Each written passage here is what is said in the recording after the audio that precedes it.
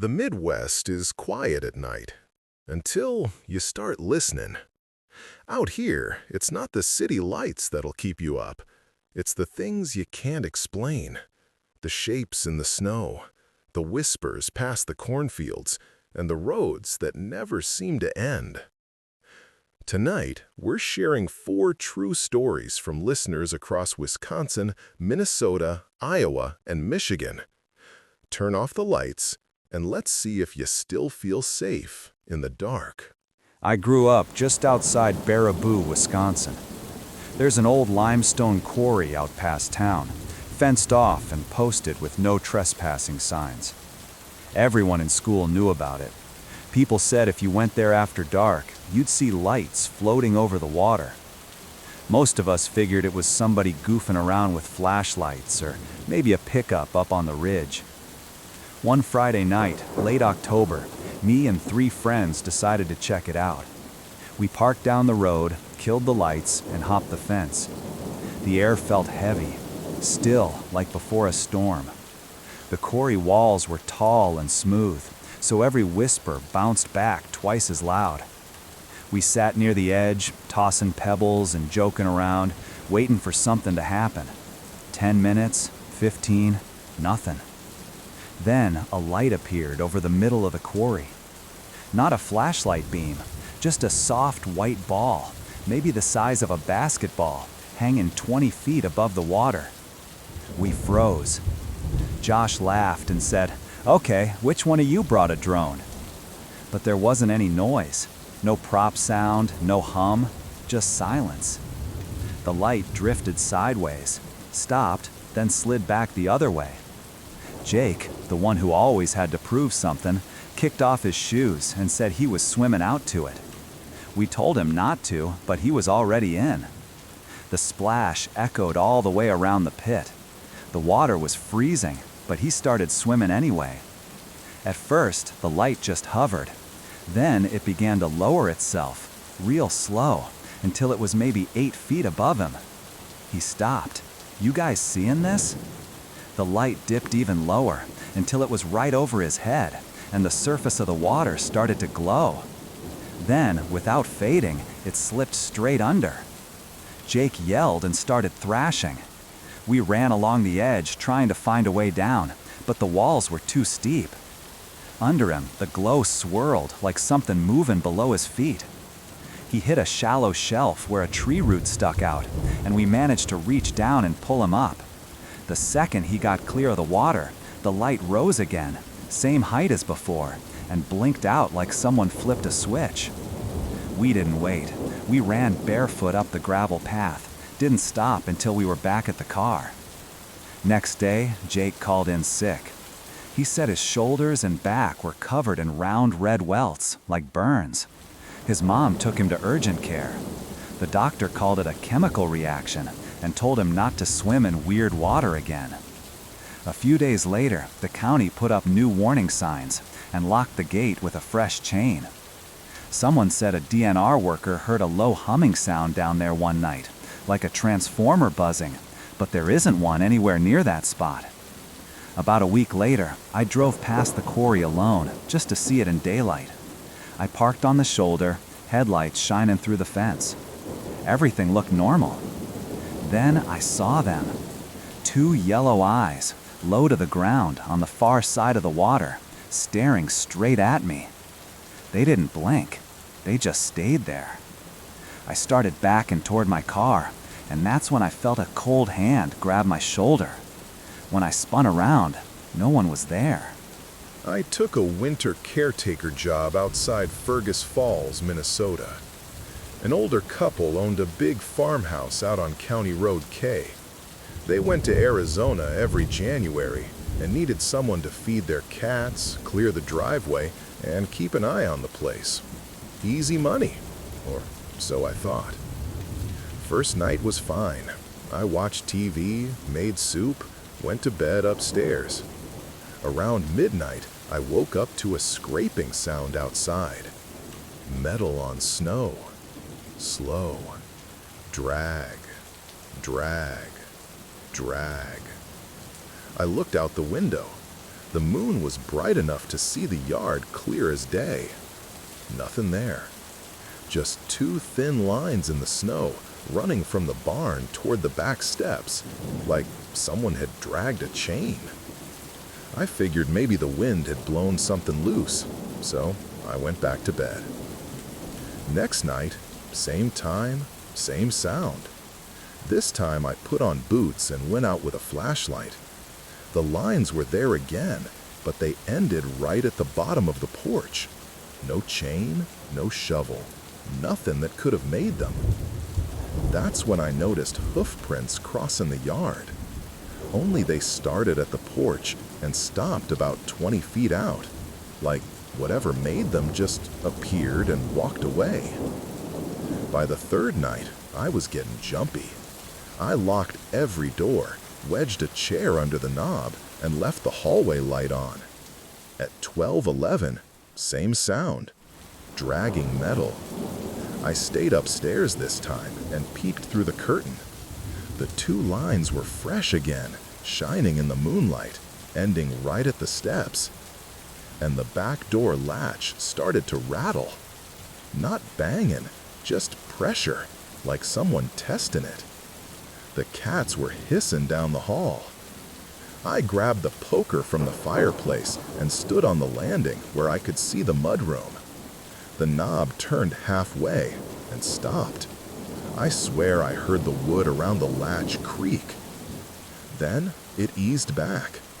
The sound outside moved off across the yard, dragging slow until it faded. When I checked in the morning, there were 4 hoof-shaped prints on the porch itself. Deep, crisp. They pointed toward the door. I called the couple in Arizona. The husband just sighed and said, "Yeah, that happens sometimes. Don't worry about it." He told me they'd heard the same thing for years. Chains, hoof prints, door latches moving. He even had the pastor bless the place once. That didn't exactly calm me down. Final night, I set my phone to record and sat at the kitchen table with the lights off. A little after midnight, the latch pulled hard enough to make the door groan. Cold air started leaking through the frame. Smelled like wet soil. Then, the floor creaked behind me. Not a house-settling kind of creak, a heavy step. I turned slow, holding the poker tight. I couldn't see anything in the dark, but the air felt heavier, like someone was standing right beside me. The cats bolted into the living room. Another step, closer. Then it was right next to my chair. I could feel the floor dip under the weight. And just like that, it walked past me, toward the mudroom. The latch clicked.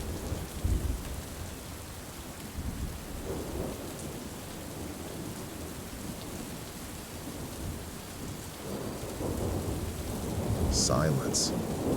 When the sun came up, there were muddy hoof prints on the kitchen floor. Just 4. And then, nothing. No melting snow, no trail, no smell.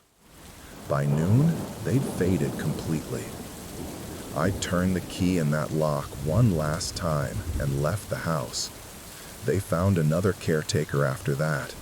But when I drive that stretch in winter, I still slow down. Because every now and then, if the air's cold enough, you can hear metal dragging somewhere out in the fields. I've been driving a truck for 15 years, mostly nights through Iowa and southern Minnesota. A few summers back, I got a run that took me through a stretch of county highway surrounded by nothing but corn. You know the kind of road I mean.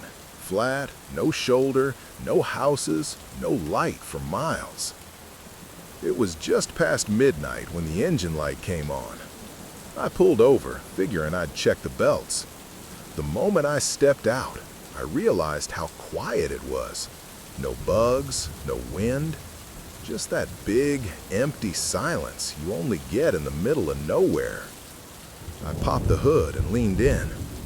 That's when I heard something in the corn. Not rustling from wind.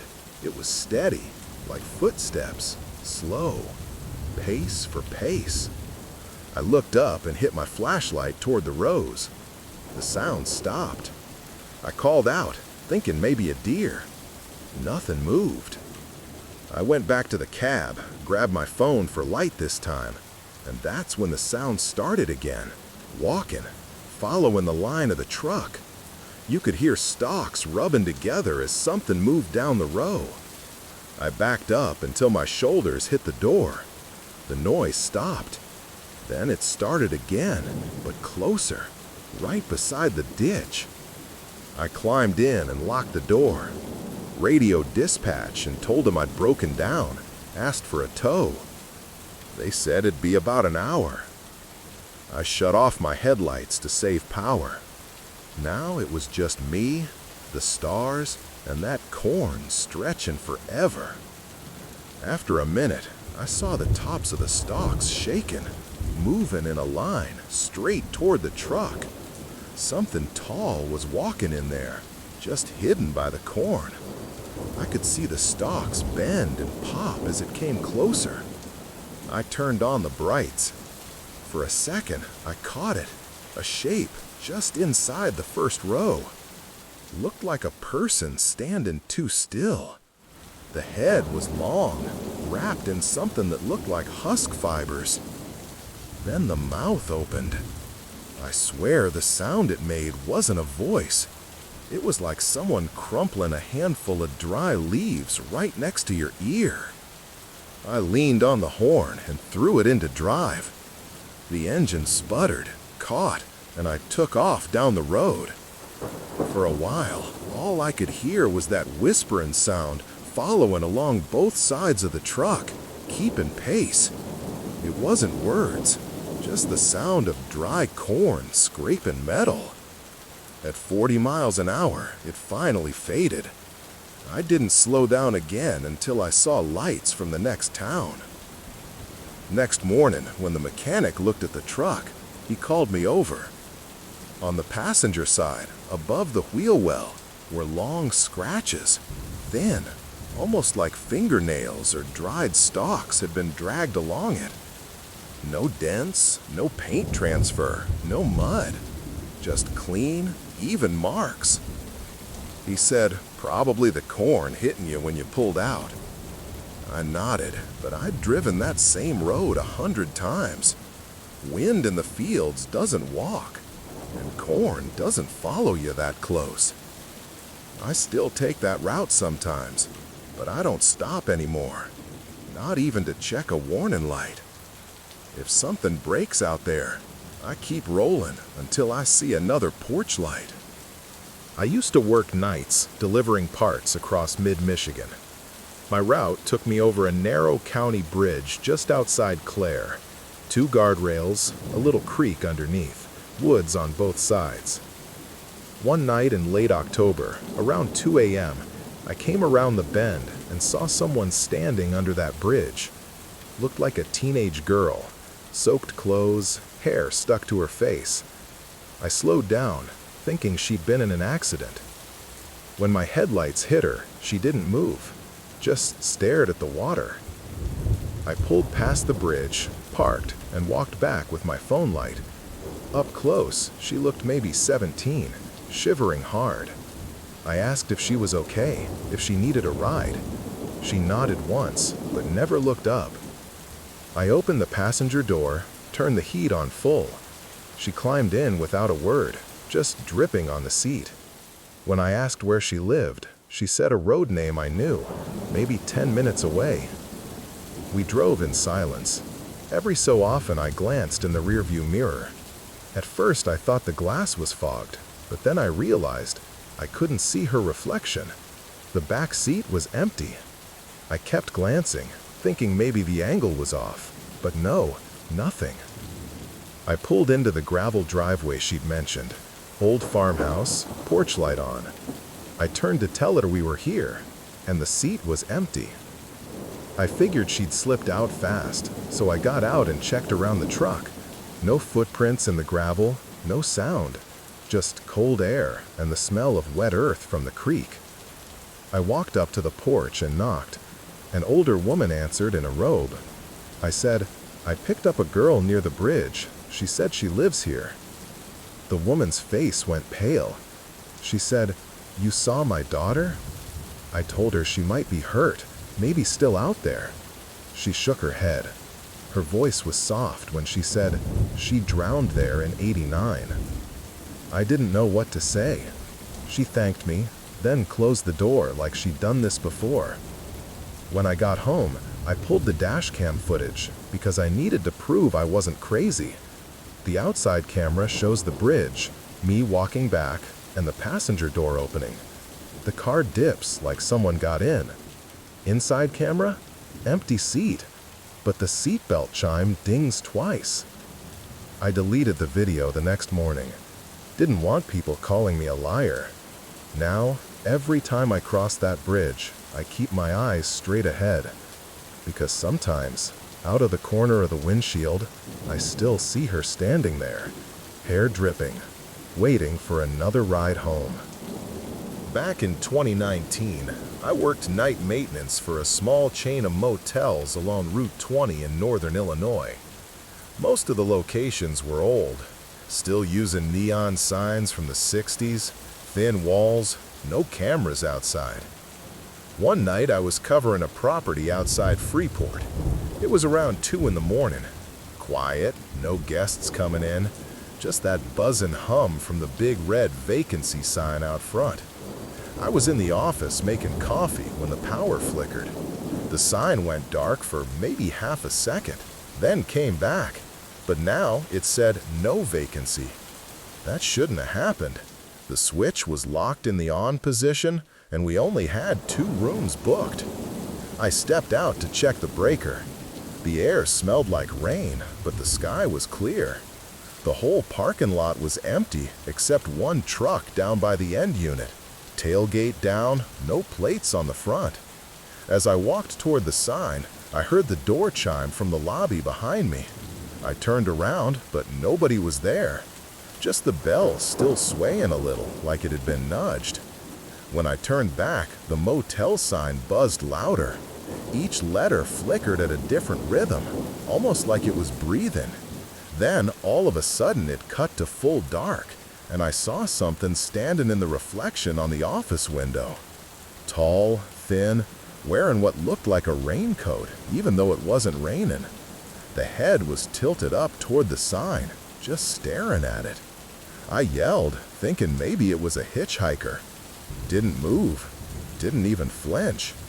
I walked closer, maybe 20 feet away. The buzzing kicked back on, and the sign lit up again, bright red. Only now, every single letter was lit, even the ones that hadn't worked in years. When I looked back toward the figure, it was gone. No footsteps, no sound, just empty pavement. I backed toward the lobby. The bell chimed again, louder this time. When I turned, the door was half open, and the lights inside were strobing like a bad fluorescent tube. I stepped in, called out, and that's when I saw wet footprints on the tile. Bare feet, long toes, leading toward the coffee counter where I'd been standing earlier.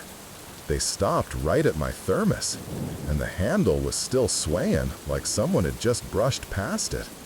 I shut off the lights, locked the door, and waited till sunrise in my truck. Next day, the owner asked why the sign was unplugged. I told him it shorted out. But here's the thing. Every night I drive past that motel on my route, the sign still says no vacancy, even though the place has been shut down for 2 years. And sometimes, when I slow down at the stoplight across from it, the red light hums loud enough to drown out the radio. I grew up on a farm a few miles outside Platteville, Wisconsin. We've had the same 3 silos since before I was born. Only one still holds feed. The other 2 sit empty. Rusted metal, loose bolts, and weeds growing around the base. Last November, I was working the night shift alone. Dad was sick that year, so it was on me to keep the dryers running. It was cold, just below freezing. One of those nights where the sound carries forever. Every clank from the auger echoes through the yard.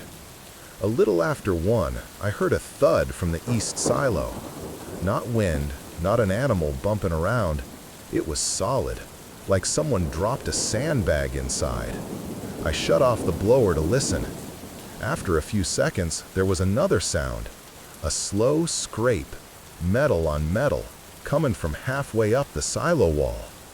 I grabbed my flashlight and climbed the ladder about halfway, shined the beam through one of the vents. Couldn't see much, but dust floating.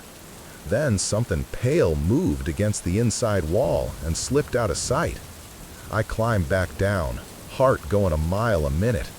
Walked a circle around the base, shining light on the seams and chute. No holes big enough for a person or deer to get in. The hatch was still chained shut with a padlock so old it was orange with rust. The noise started again. 3 slow thumps, then silence. It sounded deeper inside now. I ran to the house and woke Dad. He came out in his boots, grabbed the .22 and said, "Probably raccoons again." I told him raccoons don't sound like that.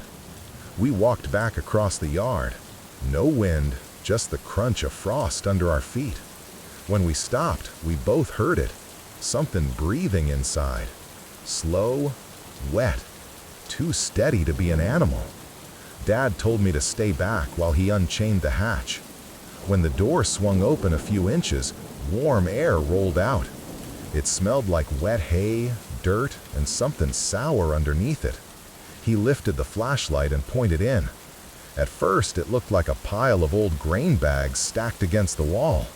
Then one of them moved. Something stood up. It scraped the wall as it rose, arms unfolding too long for its body. The light hit it full in the chest. Gray skin, stretched thin, ribs showing through. No hair, just those empty holes where eyes should have been. When the beam hit them, they flashed white like a cat's eyes in headlights. Dad fired. The sound rang so loud it felt like the air disappeared. The thing dropped to all fours, knees bending the wrong way, and crawled along the curve of the wall. Fast, too fast. Metal squealed under its weight.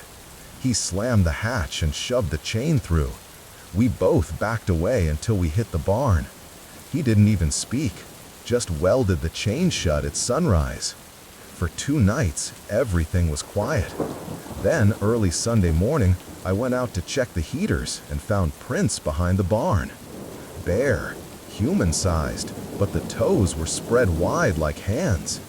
They started at the silo door and led 20 yards into the field before stopping cold in the frost. A few weeks later, the first snow came, and I figured that was the end of it. But come spring, rust stains started running down the silo in streaks that looked like long fingers. No matter how we washed them, they came back. Dad passed the next year.